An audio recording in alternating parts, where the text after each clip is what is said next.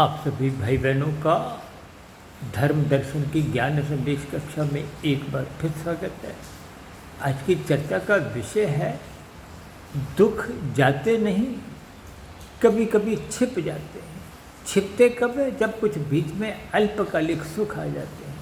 देखिए, संसार की गति दुखों में है, इसलिए भगवान श्री कृष्ण जी ने गीता में इस जगत को ही दुखालय शब्द से संबोधित किया। इस दुखालय को एक साधारण राजसी संसारी मनुष्य प्रति क्षण सुखालय बनाने के लिए ही विभिन्न प्रयास करता है। इन्हीं प्रयासों में ही मनुष्य कानून का उल्लंघन कर जाता है, शास्त्र विरुद्ध पाप कर्म कर जाता है, और सत्संग के अभाव में इन सभी स्थितियों का मनुष्य को विशेष रूप से किशोरावस्था में, युवावस्था में, प्रौढ़ावस्था में ज्ञान के अभाव में बोध नहीं होता।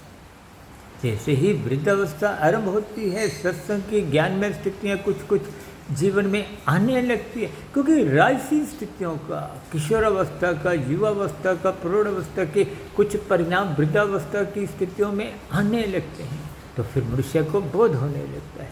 यही बोध आरंभ से ही शास्त्र करवाते हैं, गुरु करवाते हैं। इसलिए जीवन को व्यवस्थित रखें, अनुशासित बनाएं, शास्त्रों का स्वाध्याय करें, ब्रह्म मुहूर्त पे उठें, ताकि ये जो आपके हमारे जीवन में निरंतर दुख बने रहते हैं, उनसे कर्म से आप छुटकारा पाते हुए, साधना करते हुए, कर्म योग, ज्ञान योग, भक्ति योग की स्थितियाँ में, क्योंकि मनुष्य जो नहीं, साधना जो नहीं, इस दिशा की ओर आप जितना बढ़ जाते हैं वही आपकी हमारी शुद्ध कमाई है। ऐसी शुद्ध कमाई आपके भी हो।